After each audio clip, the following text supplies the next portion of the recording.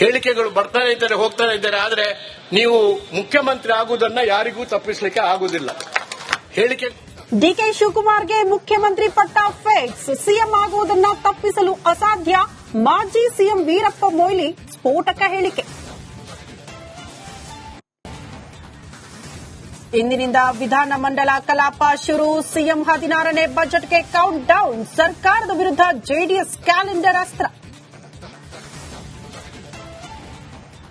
Shooting ಅಖಾಡಕ್ಕೆ Shivanna comeback. ಇಂದಿನಿಂದ ಬಣ್ಣ ಹಚ್ಚಲಿದ್ದಾರೆ ಕರುನಾಡ ಚಕ್ರವರ್ತಿ.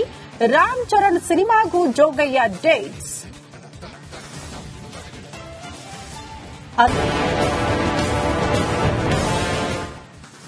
ರಾಜ್ಯ ಕಾಂಗ್ರೆಸ್ ಪಾಳೆಯದಲ್ಲಿ ಡಿಸಿಎಂ ಡಿಕೆ ಶಿವಕುಮಾರ್ ಅವರು ಸಿಎಂ ಆಗಲೇಬೇಕು ಅನ್ನುವಂತಹ ವಿಚಾರಗಳನ್ನ ಬಹುತೇಕರು ಇಲ್ಲಿ ತನಕ ಉಲ್ಲೇಖ ಮಾಡಿದ್ದಾರೆ. ಇದನ್ನು ಬಹಿರಂಗವಾಗಿ ಕೂಡ ಹೇಳ್ಕೊಂಡು ಬಂದಿದ್ದಾರೆ. ಅದೇ ವಿಚಾರಕ್ಕೆ ಸಂಬಂಧಪಟ್ಟಂತೆ ದೊಡ್ಡ ಮಟ್ಟದ ಚರ್ಚೆ ಕೂಡ ಕಾಂಗ್ರೆಸ್ ಪಾಳೆಯದಲ್ಲಿ ಹುಟ್ಕೊಂಡಿದೆ.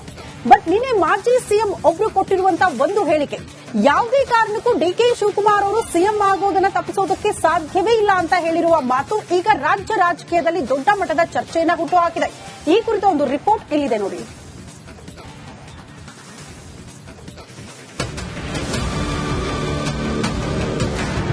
ಕದನ ಕರುನಾಡಲ್ಲಿ ಸಿಎಂ ಕುರ್ಚಿ ಕದನ ಧಗಿಸುತ್ತಿದೆ. ಅಮಿತ್ ಶಾ ಡಿಕೆಶಿ ಭೇಟಿ ಬಳಿಕ ಈ ಕದನ ಮತ್ತೊಂದು ಮಜಲು ಪಡೆದುಕೊಂಡಿದೆ. ರಾಜ್ಯದಲ್ಲಿ ಸಿಎಂ ಬದಲಾವಣೆ ಚರ್ಚೆ ಮತ್ತಷ್ಟು ಗರಿಗೆದರಿದೆ. ಕಾಂಗ್ರೆಸ್ ಪಾಳ್ಯದಲ್ಲಿ ಕನಕಪುರ ಬಂಡೆ ಸಿಎಂ ಆಗೋ ಬಗ್ಗೆ ಬಿರುಗಾಳಿ ಎದ್ದಿದೆ. ಡಿಕೆಶಿ ಸಿಎಂ ಆಗೋದನ್ನ ತಪ್ಪಿಸಲು ಅಸಾಧ್ಯ.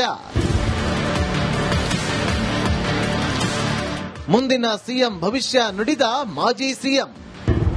ಅಮಿತ್ ಶಾ ಡಿಕೆಶಿ ಭೇಟಿ ಬೆನ್ನಲ್ಲೇ ಕಾಂಗ್ರೆಸ್ ನಾಯಕರೊಬ್ಬರು ಬಿಗ್ ಬಾಂಬ್ ಸಿಡಿಸಿದ್ದಾರೆ.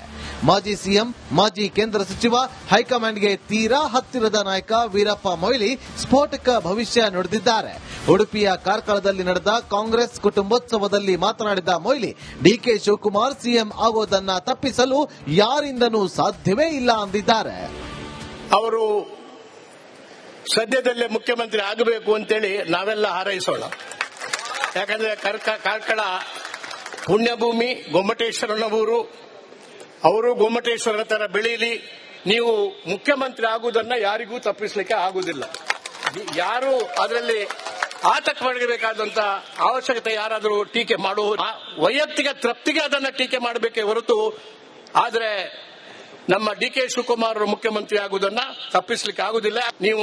ನಾನು ಹೇಳುದಿದ್ರೆ ನೀವು ಮಾತ್ರ ಪ್ರತಿಕ್ರಿಯೆ ಕೊಡಬಾರದು ಯಾವುದಕ್ಕೂ. ಈ ಮುಖ್ಯಮಂತ್ರಿ ಪದವಿ ವಿಷಯದಲ್ಲಿ it is A settled matter. ಇದು ತೀರ್ಮಾನ ಆಗಿಬಿಟ್ಟಿದೆ. ಜನರ ಮನಸ್ಸಿನಲ್ಲಿ ತೀರ್ಮಾನ ಆಗಿದೆ. ನಮ್ಮ ಇತಿಹಾಸ ತೀರ್ಮಾನ ಮಾಡಿದೆ.